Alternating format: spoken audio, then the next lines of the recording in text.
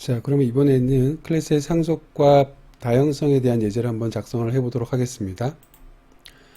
프로젝트 이름은 인헤리턴스 폴리모피즘이라고 이름을 적어보도록 할게요.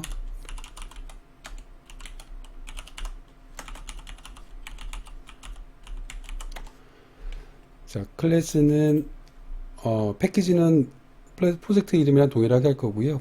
그 클래스는 각각 하나하나씩 인헤리턴스랑 폴리모피즘이라고 이름을 줘서 예제를 작성을 해보도록 하겠습니다.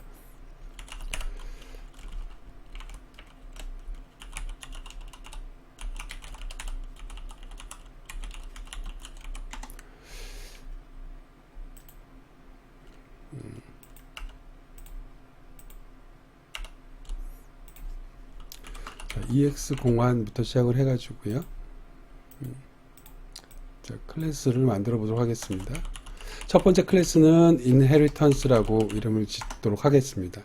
자, 첫 번째 예제가 만들어졌는데요. 첫 번째 예제에서는 human이라고 하는 클래스와 student, worker 세 가지의 클래스를 만들어 놓고 서로 상속 관계를 만들어 보도록 할 겁니다. 직장인과 학생은 human 클래스를 상속받은 다음에 그 각각의 객체에서 human은 뱃속에 있는 필드랑 메서드를 사용할 수 있는지를 한번 확인해 보도록 하겠습니다.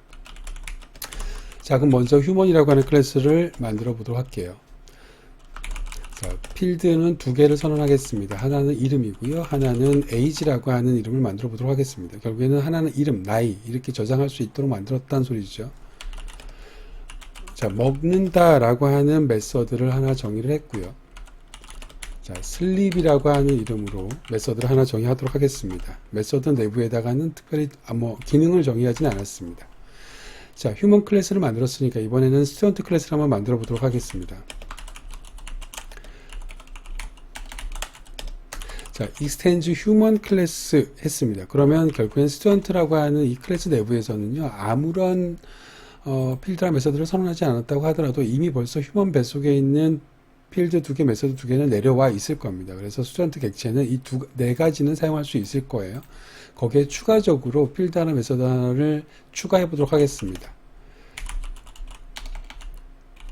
자, 스튜던트 아이디라고 하는 것을 하나 추가를 할 거고요. 마찬가지로 이번에는 go to school이라고 이름을 한번 줘보도록 하겠습니다. 자, 그러면 결국에는 스튜던트라고 하는 것은 총 3개의 필드와 3개의 메서드를 사용할 수가 있겠죠. 자, 이번에는 워커를 한번 만들어 보도록 할게요. 자, 워커도 마찬가지로 extends human이라고 하는 메서드를 상속했습니다. 거기에 추가적으로 이번에는 워커 id라고 하는 것과 마찬가지로 void go to 이번에는 work이라고 하는 메서드를 만들어 보도록 하겠습니다. 자, 그럼 각각 지금 3개의 메서드, 3개의 클래스를 만들었고요. 이때 휴먼이라고 하는 것을 다 모두 상속했기 때문에 뱃속에는 다 휴먼의 필드 메서드가 들어왔을 겁니다. 자, 정말로 그런지 한번 메인 함수에서 확인을 해보도록 하겠습니다. 자, 그럼 첫 번째로 휴먼 객체를 한번 만들어 보도록 할게요. 자, 휴먼 객체를 생성하기 위해서는 그냥 말 그대로 AAA new A 형태로 만들면 되겠죠. 휴먼 H는 new human이라고 만들었습니다. 자, 그러고 나서 H하고 점을 땅 하고 찍으면 여러분들은 뱃속에 당연히 휴먼 뱃속에서 사용하고 있는 필드와 메서드들이 보일 겁니다. 자, 필드와 메서드를 사용한다라고 하면 필드는 값을 입력하고 출력하는 거고 메서드를 사용한다라고 하면 기본적으로 호출하는 걸 얘기하는 거죠. 그럼 각각 메서드와 필드에 값을 입력하거나 호출해 보도록 하겠습니다. 자, human h라고 하는 거죠. h.name은 자, 김민성이라고 이름을 질 거고요. 자, h.age라고 하는 것은 15살이라고 한번 줘보도록 하겠습니다. 자, 필드 두 개를 사용했으니까 이번엔 메서드를 한번 사용해 보겠습니다. eat이라고 하는 메서드 호출 한번 해봤고요. h.sleep이라고 하는 잔다라고 하는 메서드를 한번 호출해 봤습니다. 지금 값을 대입하거나 또는 메서드를 호출하는데 전혀 문제가 없지요. 자, 이번에는 이제 비로소 상속에 대한 내용을 해보도록 하겠습니다. 자, 스튜던트 객체 생성해 보도록 하겠습니다. 자, 스튜던트 S는 new student, 결국 AA는 UA의 형태로 만들었다는 소리죠. 자, 그러고 나서 S를 한번 좀 찍어보도록 하겠습니다. 그러면 여러분들이 예상했던 대로 지금 age와 name이라고 하는 거, 나는 물론 스튜던트 아이디라고 하는 거 이거 하나만 정의했지만 부모한테서 물려받은 에이지와 네임이라고 하는 것도 내부 속에 보이는 걸 알 수 있죠. 객체 배속이 이미 포함된 것을 알 수 있습니다. 마찬가지로 나는 go to school이라고 하는 이 메서드만 정의했지만 부모한테서 내려받은 eat와 sleep이라고 하는 메서드도 내 뱃속에 이미 도착해 있는 것을 알 수가 있습니다. 그러면 정말로 세 개를 다 사용할 수 있는지 확인해 보도록 할게요. 자, name이라고 하는 것에는 김민성이라고 써보도록 하겠습니다. 자, s.age는 15살이라고 하겠습니다. 자, 그리고 추가적으로 하나 만들었죠. 스튜던트 아이디라고 하는 것에는요, 128의 값을 한번 넣어보도록 할게요. 자, 그러면 역시 세 가지에 들어가는 필드에다 값을 대입하는데 필드를 사용하는 데 전혀 문제가 없음을 알 수 있습니다. 마찬가지로 it 메서드 호출해 볼 거고요. sleep 메서드 호출해 볼 거고 s.go to school 이라고 하는 세 개의 필드 메서드도 다 정상적으로 호출된 것을 알 수 있습니다. 자, 이제 워커도 한번 해보도록 하겠습니다. 동일한 방식이죠. 워커 객체 생성. 자, 그러면 워커 W는 new worker. 자, 이렇게 했고요. W하고다 점 찍으면 결국에는 앞에서 봤던 거랑 동일한 형식이죠. 여기 보이시는 것처럼 age, name, work ID 그리고 it, go to work, sleep 자기가 추가한 것 이외에 부모 것들이 다 보이는 것을 알 수가 있습니다. 나머지 것들도 똑같이 한번 사용을 해볼게요. 자, name은 김현지 마찬가지로 w.age는 30 w.age 워커 아이디는 128 정도로 한번 해보도록 하겠습니다. 동일하게. 자, 마찬가지로 메서드 추가해 볼게요. w.it 메서드 추가했고요. 추가가 아니라 호출했고요. sleep이라고 하는 것도 호출이 가능하고 추가로 정의한 go to work이라고 하는 것도 호출이 가능함을 알 수 있습니다. 결국에는 여기서 얘기하고 싶은 거는 휴먼이라고 하는 것 안에 필드 2개, 메서드 2개가 있었는데 이 필드 2개, 메서드 2개는 휴먼으로 정의하면 당연히 그 2개를 사용할 수 있을 텐데 두 개를 스튜던트라고 하는 것과 워커라고 하는 것은 뱃속에서 필드 하나, 메서드 하나만 정의했음에도 불구하고 실제로는 3개를 사용할 수 있죠. 이유는 휴먼 뱃속에 있는 모든 것들이 다 상속되었기 때문에 그렇습니다.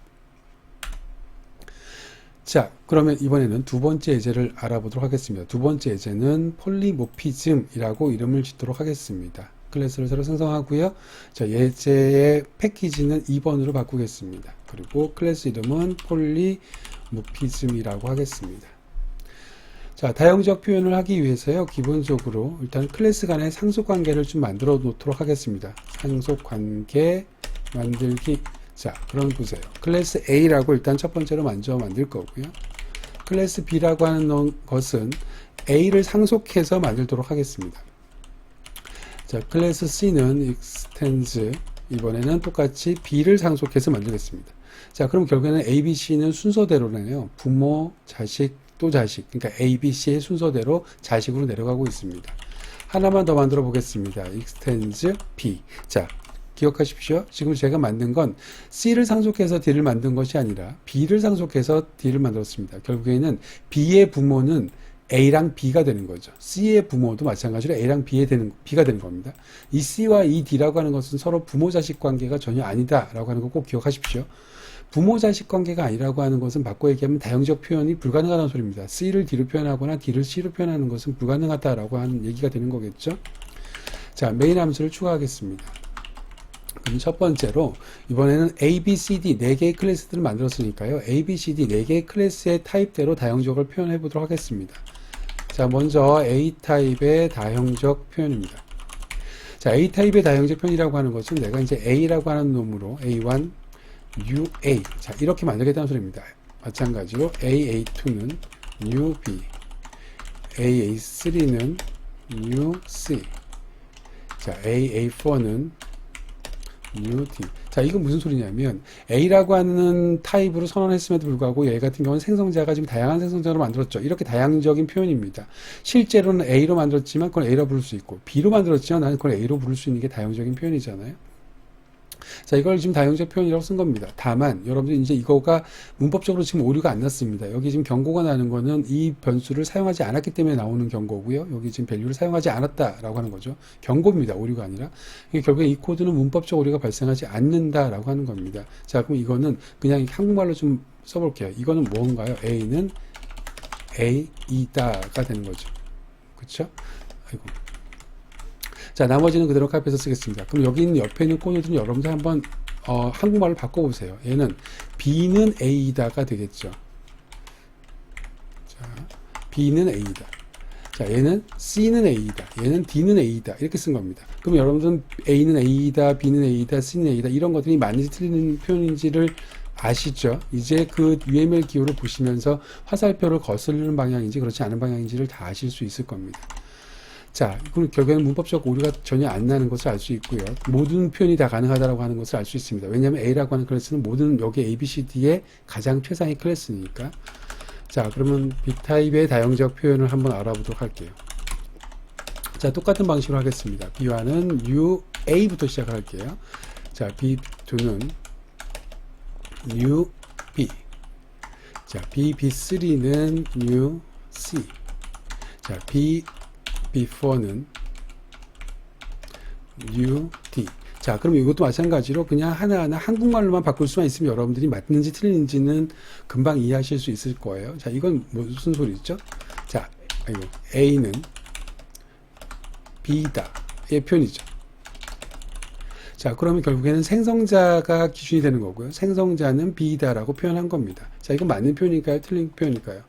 자, 당연히 틀린 표현이죠. 왜 틀린 표현입니까? A라고 하는 것을 B라고 얘기했다라고 하는 것은 화살표를 거슬러서 부모가 자식이라고 지금 얘기하고 있는 거잖아요. 그건 불가능하다고요. 자식은 부모다라고 하는 건 가능하지만, 자, 그럼 나머지 것들은 보도록 하겠습니다. 얘는 B는 B다의 형태죠. 이거 먼저 써놓고 시작할까요? 자, B는 B다가 되는 거고요. 얘는 C는 B다. 얘는 D는 B다라고 쓴 거랑 똑같단 말이죠. 그럼 나머지 표현들은 다 맞는 표현이 되겠네요. 이해가 가셨죠? 그래서 얘는 불가능하고 얘네들 셋은 가능하다라고 생각하시면 되는 겁니다.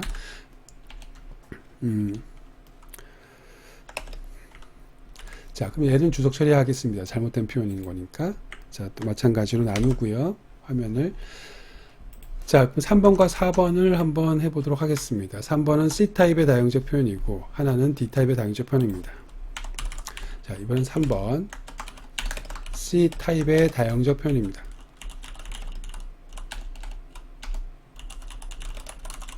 자, 마찬가지로 해볼까요? CC1은 New C, New A부터 하겠습니다. New A. 그리고 자, CC2는 New B, CC3는 New C, CC4는 New D. 자, 결국에는 A, B, C, D에서 지금 똑같은 코드를 가지고 가고 있는 거죠. 자, 근데 여기는 지금 코드를 보도록 할게요. 얘 같은 경우는 무슨 의미죠? A는 C다라고 쓴 거란 말이죠. 얘 같은 경우는 A는 C다. 자, 그럼 A는 C다라고 하는 것은 당연히 거슬리는 방향이니까 당연히 불가능한 걸 거고요. 마찬가지로 나머지들도 다 일단 써놓고 시작하겠습니다. 얘는 A는 C다라고 쓴 거고, 얘는 B는 C다, C는 C다는 당연히 맞는 걸 거고요. D는 C다입니다. 그럼 얘만 맞는 표현이고 나머지는 다 틀린 표현이다라고 하는 것을 여러분들이 이미 아실 수 있으실 거예요. 꼭 아시길 바랍니다. 왜 이 부분이 혹시라도 이해가 안 가시면 이런 부분을 다시 한번 좀 봐주시길 바래요. 자, 그래서 이 세 가지는 안 되니까 주석 처리하도록 하겠습니다. 자, 이번에는 이제 마지막입니다. 자, 샵 4번입니다. 이번에는 D타입의 다용적 표현입니다. 자, 그러면 같은 방식이니까 그냥 바로 그냥 같은 방식으로 D1부터 시작해갖고 정의를 해보도록 할게요. 자, A라고 쓸 거고요. D2는 New B라고 쓸 거고, 그리고 자, D3는 New C라고 쓸 거고요. D4는 mu D라고 쓸 겁니다. 자, 그럼 지금 마찬가지로 밑줄이 빨간 줄 거지는 게 보이시죠? 왜 빨간 줄이 거지는지도 금방 이해하실 수 있으실 겁니다. 한국말로 표현하면 A는 D이다라고 지금 여러분들은 쓰신 거고, A는 D라고 하는 것은 말이 안 되는 코드죠. 그러니까 지금 안 되는 거고요. 나머지 것들, B와 C와 D의 경우를 보게 되면, B는 D다라고 하는 것은 부모가 자식이라고 부른 거니까 안 되는 거고, C는 D라고 하는 것은 서로 자식 부모 관계 자체가 아니기 때문에 얘는 아예 캐스팅 자체가 안 되는 거고, 그러니까 표현 자체가 안 되는 거고요. 다형적 표현 자체가. 자, 마지막으로 D는 D다라고 하는 것만 유일하게 가능하다라고 하는 겁니다. 결국에는 C는 C다라고 하는 것과 D는 D다라고 하는 것만 표현이 가능하다라고 생각하시면 되는 겁니다. 요 세 개는 불가능하기 때문에 주석 처리하도록 하겠습니다. 자, 그럼 여러분들은 지금 두 가지 예제에서 상속이라고 하는 것과 폴리모피즘이라고 하는 것에 대해서 배우셨습니다. 상속이라고 하는 것은 기본적으로 부모의 모든 필드 메서드를 내 뱃속에서 사용할 수 있는 것, 그게 상속의 기본적인 개념이었고요. 그래서 그런 예제를 한번 보아왔고, 자, 폴리모피즘이라고 하는 것은 상속관계, 다시 말해서 정확하게 부모와 자식 관계가 있을 때 실제로 나는 A 타입으로 선언했지만 그거는 A로도 생성할 수 있고 B로도 생성할 수 있고, 거꾸로 얘기하면 나는 비록 B로 생성했지만 B로 생성한 코드를 B라고 부를 수도 있고 A라고도 부를 수 있다. 자, 이런 표현이 가능하다라고 하는 것이 바로 클래스의 폴리모피즘입니다. 네, 수고하셨습니다.